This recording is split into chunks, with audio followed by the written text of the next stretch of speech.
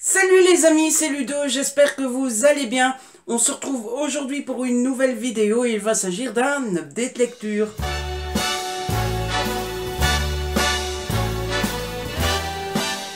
En effet, la formule ne change pas, j'ai 4 nouveaux romans à vous présenter, j'ai lu 4 nouveaux romans et comme d'habitude, vous savez quoi, je n'attends pas avant de vous les présenter, histoire que ça soit encore bien frais dans ma petite mémoire de petit pigeon qui oublie tout très vite. Et comme ça, je peux tout bien vous présenter sans qu'il n'y ait de soucis. Et comme ça, je fais ça bien et je vous en donne bien envie parce que forcément, je crois que c'est le lot de tout booktubeur, c'est de vous donner envie sur les titres qu'on a aimés. Donc forcément, voilà, hein. Du coup, on arrête de papoter pour ne rien dire. Donc, et on va commencer par un coup de cœur. Voilà, comme ça, allons-y, gaiement. J'ai lu Les 7 jours du Talion de Patrick Sénécal aux éditions Fleuve dans la collection Noire. Alors, dans ce livre, on va suivre l'histoire de Bruno Hamel, qui est un jeune, vieux plutôt, homme, qui n'a rien à se reprocher, dont tout va bien dans sa vie. C'est un médecin connu et reconnu, qui a du talent, qui n'a jamais fauté, qui est assez riche, qui vit de manière assez, d'une manière assez aisée.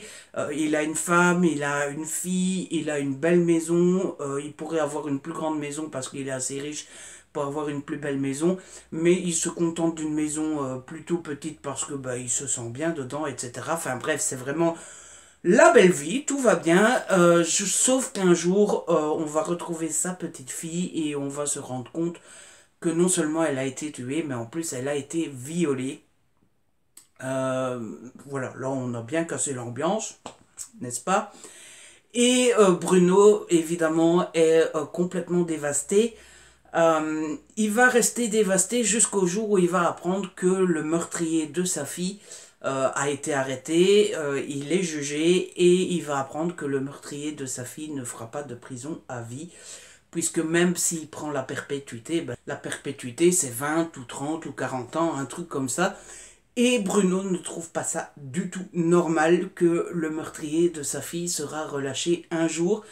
Et c'est là que tout bascule, c'est là que Bruno pète complètement un câble. Il y a deux choses que j'ai adorées dans ce roman. C'est d'abord le fait que Bruno pète un câble. C'était fascinant de voir à quel point une personne qui n'a jamais rien fait de mal dans sa vie, qui a toujours été gentil, serviable, il est médecin, donc son métier c'est de sauver des vies, de faire le bien autour de lui et compagnie. Comment un homme comme ça sombre complètement du mauvais côté de la force, comment il va devenir froid, calculateur, comment il va étouffer la moindre parcelle d'humanité qu'il a en lui, comment il va devenir, comment il va se mettre à distance de tout ce qui peut faire l'humanité, comme l'amour de sa femme par exemple, etc. Et comment il va préparer minutieusement, sans rien oublier, un plan pour se venger lui-même. C'était fascinant, c'était juste extraordinaire à voir.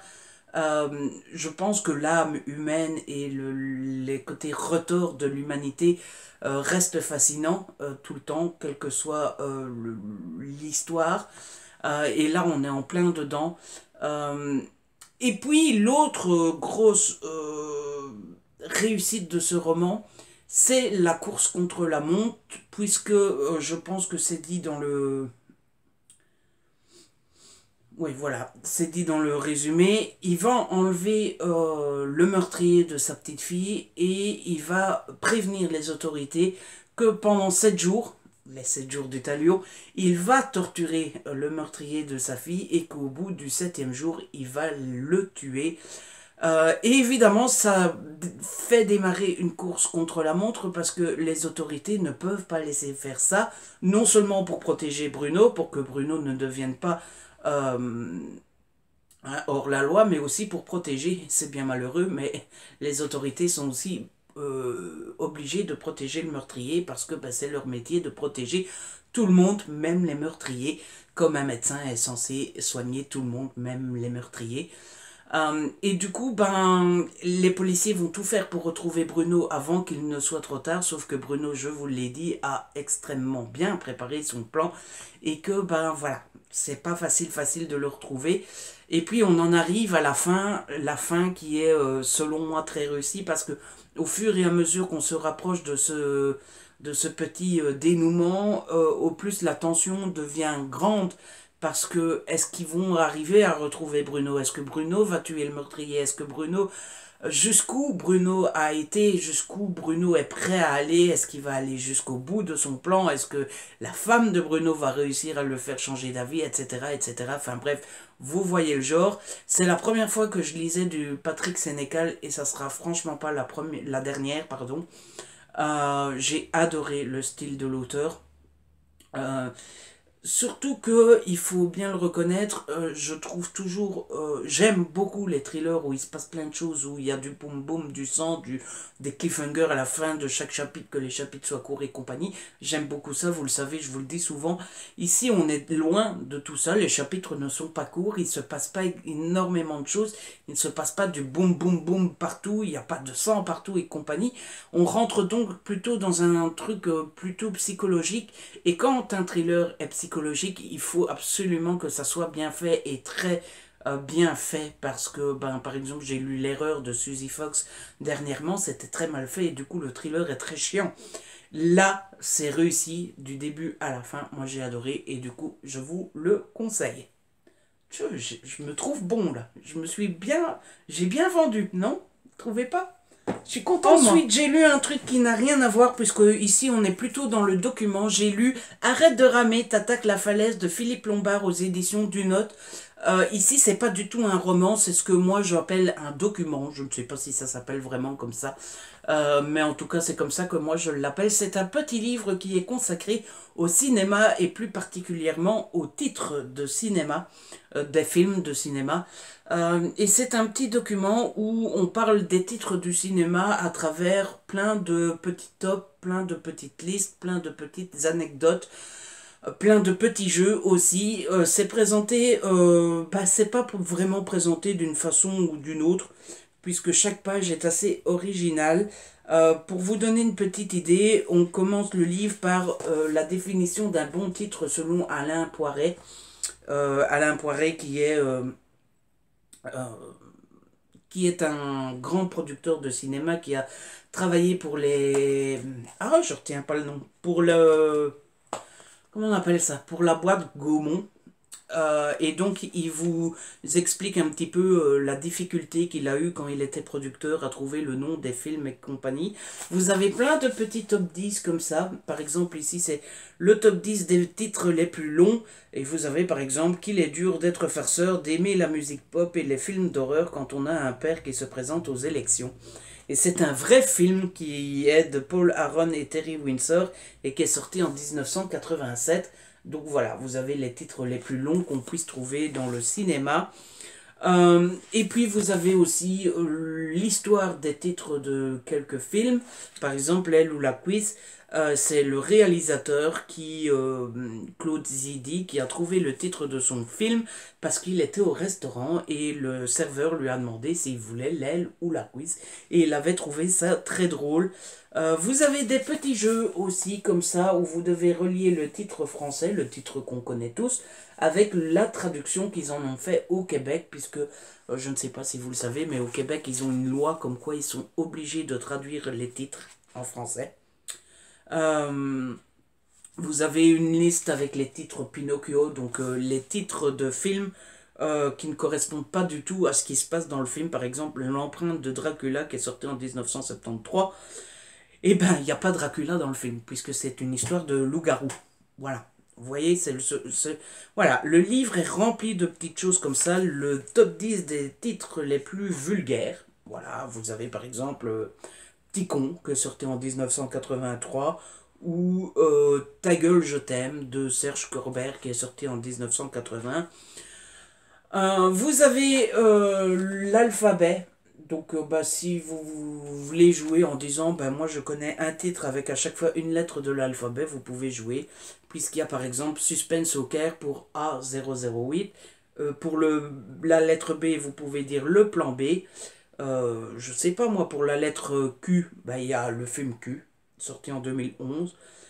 Pour le W, il y a le film W qui est sorti en 1974, etc. Bref, je vous ai déjà donné pas mal de petits exemples sur ce que vous retrouverez dans ce petit livre. Moi, j'ai passé un très bon moment, c'est assez ludique, c'est le genre de petit livre que vous pouvez commencer, que vous pouvez feuilleter comme ça, par-ci, par-là, dès que vous avez 5 minutes par-ci, par-là. J'aime bien par-ci, par-là.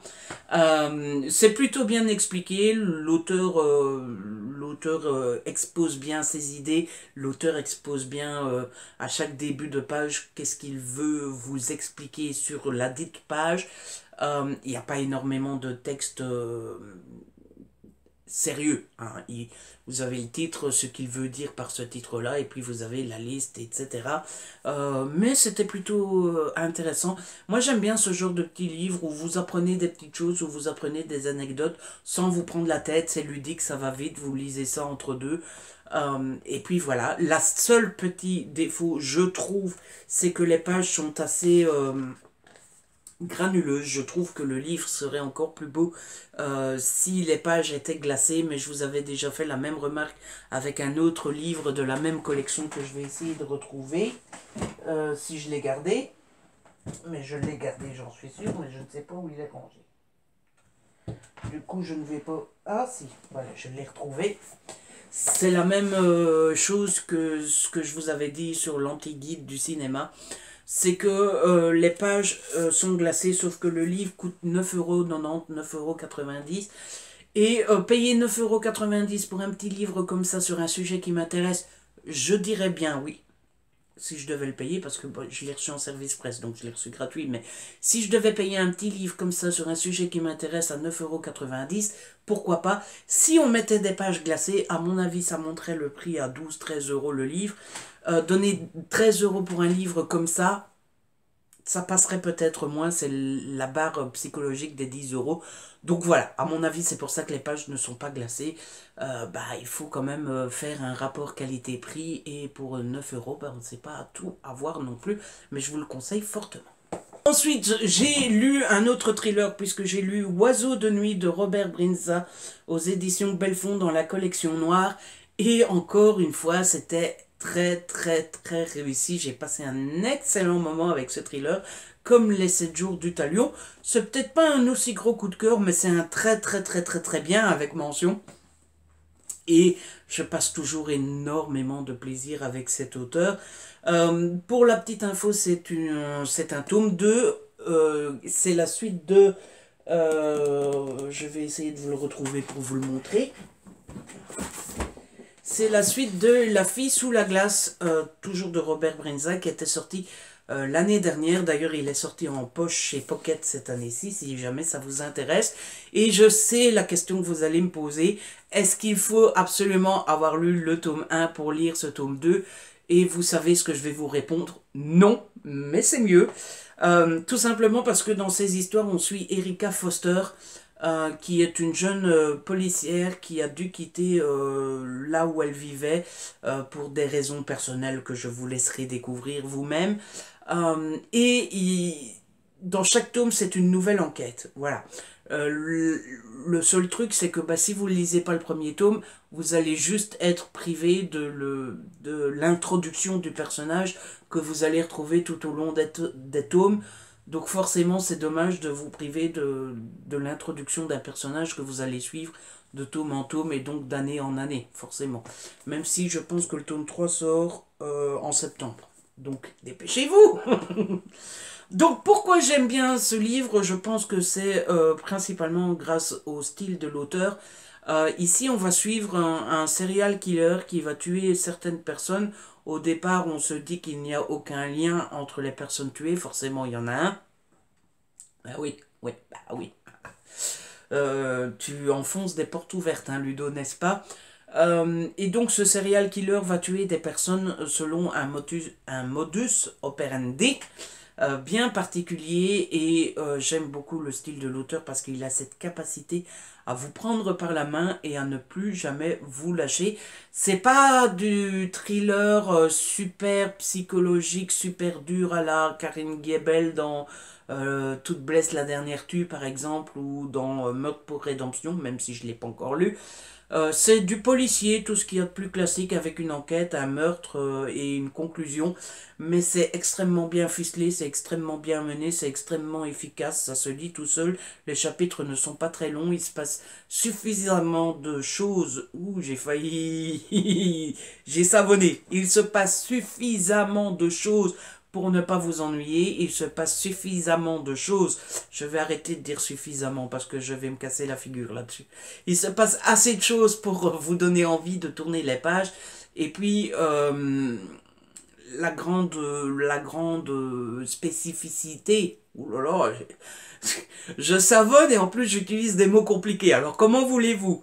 La grande spécificité de ce tome-ci, c'est que le meurtrier est révélé assez à l'avance. Et du coup, le jeu ici, ça va être de voir est-ce que le meurtrier va être assez intelligent pour jouer avec les autorités sans se faire prendre. Et puis, on a en parallèle, ça c'est toujours plutôt cool. C'est quelque chose que j'aime beaucoup quand on a les deux points de vue, l'un à côté de l'autre, ou en tout cas une fois un, une fois l'autre. Ça apporte un petit peu de punch et de piquant, je trouve.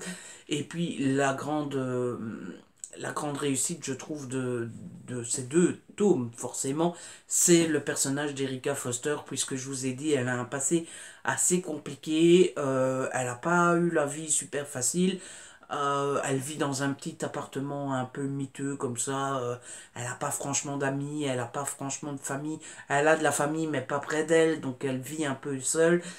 Et puis surtout, elle a son tempérament un petit peu à la manière de Ellen Grace dans la saga de M.J. Harlich. Elle a un tempérament, elle aime bien aller jusqu'au bout des choses, elle aime bien foncer dans le tas, elle aime bien rentrer dans le lard, elle aime bien faire son métier comme il faut, sauf que bah, elle est emmerdée par ses supérieurs n'en ont rien à cirer de leur métier, n'en ont rien à cirer de retrouver le meurtrier. Eux, tout ce qui compte, bah, c'est leur carrière puisque ben, comme dans toute carrière publique, si je puis dire, ben, le chef de la police a aussi un côté politique, et c'est ce côté politique qui les intéresse bien plus que leur vrai métier de base de flic, et donc ben, les supérieurs d'Erika Foster n'arrêtent pas de lui mettre des bâtons dans les roues, n'arrêtent pas d'essayer de la mettre sur le côté, etc.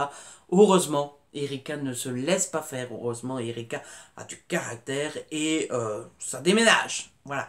En tout cas, si vous aimez Ellen Grace de M.J. Harlich, vous risquez bien d'aimer Erika Foster de Robert Brinza. Je vous le dis. Croyez-moi, ça fait quelques années que je vous conseille des livres. En général, quand je conseille quelque chose, c'est que c'est beau et qu'on peut y aller. Alors faites-moi confiance là-dessus. En plus, le tome 1 est sorti en poche. Ça ne vous coûtera pas trop cher d'essayer. Donc que demande le peuple? Je vous le demande. Et enfin, on passe au dernier livre. J'ai lu Remade de Alex Caro aux éditions Casterman et c'était juste génial, c'est du young adult. Au début je pensais que c'était de la jeunesse puisque c'est sorti chez Casterman. Faites-moi confiance, c'est du young adult. N'allez pas donner ça à votre petit enfant parce qu'il risquerait d'avoir un petit peu peur, n'est-ce pas? Avant de commencer à donner mon avis, je salue bien bas et j'embrasse bien fort en tout bien, tout honneur, évidemment, vous me connaissez. Maud, si tu passes par là, Maud de la chaîne Délivre une fille. Joli jeu de mots, hein, délivre une fille. Mais c'est pas délivrer, libérer, délivrer, non, c'est délivre une fille. Je trouve ça génial. Bref, si tu passes par là, Maud, je t'embrasse. Et pourquoi j'embrasse Maud? Parce que vous allez vous dire, mais Ludo, il commence complètement à divaguer. Non, j'embrasse Maud parce que j'ai lu ce livre en LC avec elle et c'était juste génialissime. Vous savez que j'aime les LC et vous savez que ben, c'est toujours un plaisir. Et d'ailleurs, je fais très mal mon boulot puisque j'ai oublié de vous signaler que j'ai lu Oiseau de nuit avec Ibidou, que j'embrasse bien fort aussi. Oh là là, j'ai failli frôler l'incident diplomatique. Vous vous rendez compte, j'embrasse une fille et j'embrasse pas les autres. Remarquez, normalement on n'embrasse qu'une seule. Et Émilie, si tu passes par là, j'ai lu ce livre-là en LC avec Émilie. Donc je vous embrasse bien fort, toutes les trois les filles. Voilà. Ah ouais, moi j'embrasse les trois, je m'en fous. Bref, qu'est-ce que je racontais? Je racontais que j'ai lu ça en LC avec Maud et que j'ai adoré. Alors, dans cette histoire, on va suivre Léo et Grace, qui sont deux adolescents, et on va suivre leur maman aussi, mais leur maman c'est moins important, déjà parce que je l'ai pas aimée, ah et en plus parce que elle n'a pas un rôle supra méga important dans cette histoire. Et c'est quoi l'histoire justement? Ben on est dans un monde pas post-apocalyptique, mais plutôt c'est bizarre quand on dit post-apocalyptique, ça marche, mais quand on veut dire apocalyptique tout seul, c'est plus compliqué. Donc on est dans un monde apocalyptique où il y a un virus qui rôde et ce virus se propage en forme de poussière. Voilà, comme de la neige, comme ça. C'est des petites bulles de poussière qui tombent du ciel. Et ce virus est extrêmement dangereux. C'est-à-dire que si ce virus vous touche, vous crevez. Voilà, c'est aussi simple que ça. Il n'y a pas besoin de chercher un médecin, de se mettre en quarantaine, d'essayer de prendre un antivirus, machin bidule. Non, il vous touche, vous mourrez. Point barre. Il n'y a pas 24 heures de... On peut peut-être se sauver, rien du tout. Non. Touche, mort. Point barre. Ce virus est donc très dangereux. Il tue tout le monde. Tout le monde, sauf un petit groupe de personnes. Forcément, parce que sinon, il n'y a pas d'histoire. Vous imaginez, c'est un virus qui tombe en forme de poussière. Il touche tout le monde est mort. Au revoir et merci. Remerciement, j'ai eu beaucoup de mal à écrire ce livre. Donc, il tue tout le monde sauf un petit groupe et on va suivre ce petit groupe et forcément, puisque c'est l'histoire de Léo et de Grace, dans ce petit groupe, il y a Léo et Grace et bah, c'est l'histoire classique des livres apocalyptiques, même si j'en lis rarement, c'est bah, on va suivre leur survie dans ce monde où il n'existe plus personne, où le virus est trop dangereux et compagnie. Mais si ça s'arrêtait là, bon, tout le monde est mort, on n'est plus qu'ensemble, on s'amuse, on mange, on essaye de faire des enfants et on refait l'humanité. Voilà. Mais ça ne s'arrête pas là, parce que le virus, il est intelligent. Et le virus, il fait très très peur, parce que, figurez-vous que le virus arrive à créer des choses. Alors ça commence tout doucement par des petites bestioles assez transparentes comme ça, qui n'ont l'air de rien, mais qui sont quand même dangereuses parce qu'elles peuvent tuer quand même. Mais on passe encore un cran au-dessus parce que le virus, il s'est créé un cheval. Alors ça a l'air con quand je vous le dis comme ça. Mais je vous jure, il crée un cheval, c'est-à-dire vous avez le cheval devant vous. On dirait un vrai cheval. Il a tout du cheval. Vous avez qu'une envie, c'est de le caresser, de le toucher, de lui faire un câlin, de lui dire «Oh mon beau petit cheval, tu as survécu au virus». Mais non, parce que vous touchez le cheval, vous mourrez, parce que le cheval, c'est le virus. C'est pas un vrai cheval, c'est un virus. C'est le virus qui s'est transformé en cheval. Et puis après, on passe un cran puisque le virus arrive à créer des humains. Plus vrai que nature. C'est-à-dire, vous avez devant vous un Ludo. Voilà. Il est beau le Ludo. Vous vous dites, oh Ludo, il est beau, vous voulez lui faire un câlin. Surtout que vous êtes fan parce qu'il fait des vidéos et que vous adorez ses vidéos. Et vous voulez lui faire un câlin, vous touchez Ludo, vous mourrez parce que c'est pas Ludo, c'est le virus. Voilà. Bref, je dis ça en rigolant, mais ça fout vraiment, vraiment, vraiment les jetons, parce que bah, forcément, déjà, je ne sais pas vous, mais moi, j'ai l'habitude de mon petit confort, et donc vivre dans un monde apocalyptique avec un virus super dangereux, ça ne me plaît pas beaucoup, beaucoup. Mais en plus, imaginez qu'un virus puisse se transformer en humain plus vrai que nature pour pouvoir vous tuer, c'est juste horrifique. En parlant d'horrifique, il y a vraiment des scènes, je pense que si ce livre était adapté en film, il y aurait des scènes qui feraient de vraies scènes horrifiques parce que déjà rien qu'à la lecture, vous êtes là. J'en profite quand même pour dire que c'est pas non plus, ça fait pas non plus super super super peur puisque je l'ai lu. Vous le savez, je suis une poule mouillée. Donc si moi j'ai su le lire, c'est qu'on sait le lire et qui ne fait pas trop peur. C'est juste le fait de pouvoir imaginer que ça se passe dans la réalité qui fait peur. C'est juste à un moment vous vous dites oui d'accord. Alors imagine que ça arrive chez nous. Oui non ben non, on va éviter d'imaginer. Voilà. Le style de l'auteur est très bon. Ça se lit vraiment à une vitesse affolante. Pourtant, c'est quand même un petit pavé. Il fait quand même 446 pages. C'est pas écrit extrêmement gros. C'est pas écrit tout petit, mais c'est pas écrit extrêmement gros. Et pourtant, ça se mange à une vitesse extraordinaire. Il se passe toujours plein de choses. Énormément de choses, même assez pour vous donner envie de tourner les pages. Et puis forcément, ben, Léo et Grace, ce sont des enfants, ce sont des adolescents. Et je ne sais pas vous, mais je trouve que c'est toujours plus puissant quand ce sont des enfants ou des ados que quand ce sont des adultes. Je dis pas que je m'en fous quand un adulte meurt. Je précise que je parle dans les livres, hein, parce que dans la réalité, si, ça m'affecte quand un adulte meurt, quand n'importe qui meurt. Non, ce que je veux dire, c'est que c'est pas que ça m'affecte quand un adulte meurt dans un roman, mais je trouve ça encore toujours plus puissant, plus fort, plus poignant quand c'est un enfant. Je ne dis pas non plus que Léo et Grace meurent. Je dis qu'ils risquent de mourir, que ça peut leur arriver, qu'ils se retrouvent dans des situations périlleuses où ils peuvent mourir. Et forcément, ben, quand c'est un enfant qui est en danger, je trouve ça toujours plus fort qu'un adulte. Voilà. Qu'est-ce que je peux dire d'autre sur ce roman? J'ai adoré. Voilà, je vous le conseille. Je mets toute l'influence que j'ai. Je mets le poids de mon influence sur ce livre. Si vous devez acheter un livre, achetez Les 7 jours du Talion, achetez L'Oiseau de nuit et achetez Remade. Je vous les conseille. Vous passerez d'extraordinaires moments et vous penserez à moi. Voilà. Et vous viendrez me dire, oh Ludo, t'avais trop raison, j'ai adoré. Ou vous viendrez me dire, mais Ludo, tu racontes n'importe quoi, c'était vraiment trop nul. Mais bon, j'espère que vous aimerez quand même. Bref, c'est comme ça que se termine cette vidéo. Je crois qu'il est temps parce que je commence un petit peu à divaguer. J'espère qu'elle vous a plu. Si c'est le cas, n'hésitez pas à la liker, à la partager. N'hésitez pas non plus à me laisser un petit commentaire. Vous savez que j'adore vous lire. Si ce n'est pas encore fait, abonnez-vous. C'est gratuit et ça fait plaisir. On approche des 2000, plus que 300. Aïe, aïe, aïe, aïe, aïe. Je vais devenir beaucoup trop célèbre. Ça me fait peur. Bref, on se retrouve très vite pour une nouvelle vidéo. D'ici là, prenez soin de vous et de ceux que vous aimez. Ciao.